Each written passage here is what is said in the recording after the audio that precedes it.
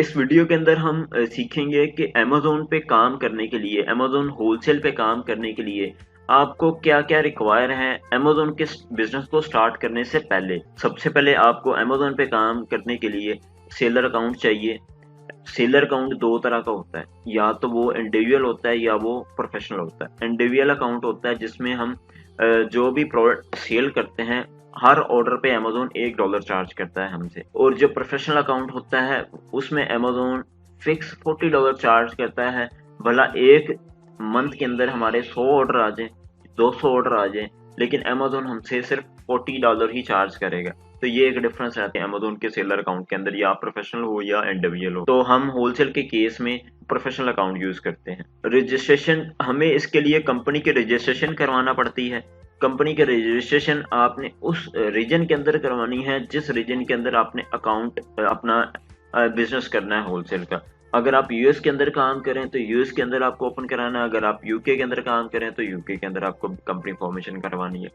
अब company formation करवाने के लिए आपको फिजिकल एड्रेस चाहिए होता है। फिजिकल एड्रेस आपको, अगर आप फिजिकल एड्रेस, आपका जो क्लाइंट है वो यूएस बेस्ड है या यूके बेस्ड है, तो उस रीजन से बिलोंग करता है, तो फिर वो एड्रेस अपना यूज कर सकता है। अगर आपका एड्रेस, अगर आप पाकिस्तान से हैं और पाकिस्तान से बैठ के आपने अपना कंपनी फॉर्मेशन वगैरह करवानी है, आपको कोई एड्रेस नहीं है, आपको कोई भी नहीं वहां पे जानता, तो फिर आपको एड्रेस परचेज करना पड़ता है। तो ये एड्रेस उस केस में आपको परचेज करना है अगर आपके पास कोई ऑप्शन नहीं है एड्रेस की।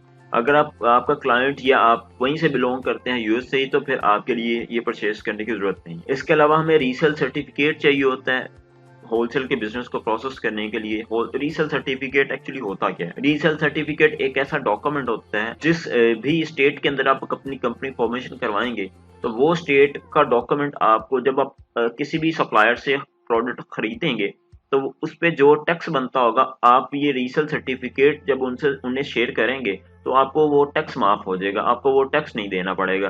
तो मतलब ये ऐसे ही हमारे लिए काम करता है। अगर मैं इसकी एग्जांपल दूं, आपने कोई भी प्रोडक्ट परचेज की, आपकी टोटल इनवॉइस बन गई $1000 की, उसमें टैक्स ऐड होने के बाद आपकी जो है ना टोटल वैल्यू बना दी इनवॉइस की 1100। तो वो जो $100 उन्होंने ऐड किया था, वो एक्चुअली टैक्स की फॉर्म में ऐड कर दिया था आपके अकाउंट में। तो वो, अगर आप रीसेल सर्टिफिकेट उनके साथ शेयर कर देंगे, तो आपको 100 जो है ना वेव कर देंगे, आपको फिर $1000 ही पे करना होगा, टैक्स नहीं पे करना होगा। तो ये रीसेल सर्टिफिकेट हमें ऐसे काम करता है। इसके अलावा हमें बैंक अकाउंट चाहिए होते हैं अमेज़न के लिए। हमें कंपनी की वेबसाइट चाहिए होती है, प्रोफेशनल वेबसाइट हो, और वेबसाइट में कंप्लीट ई कॉमर्स की वेबसाइट हो, जिसमें हम कोई भी प्रोडक्ट को, जो भी प्रोडक्ट हम सेल करना चाहते हैं, जिस नीश के अंदर हम सेल करना चाहते हैं, उस नीश के अंदर हमें अपनी वेबसाइट चाहिए होती है। उसी नीश के अंदर हमें अपनी वेबसाइट को बनवाना होता है। तो इसके अलावा हमें कंपनी की एक ईमेल चाहिए होती है जिससे हमने कम्युनिकेशन करना होती है, जिसे यूज करते हुए हमने अपने अपने सप्लायर से बात करना होती है ईमेल पे। तो इसके लिए हमें एक नंबर चाहिए होता है, फोन नंबर चाहिए होता है, जिससे हम जब हमें ईमेल पे रिस्पॉन्स नहीं आ रहा होगा या हमें कॉल पे बात करना होगी, तो हमारे पास एक नंबर होना चाहिए, फोन नंबर होना, ताकि हम उस फोन नंबर को यूज करते हुए अपने सप्लायर से बात कर सकें।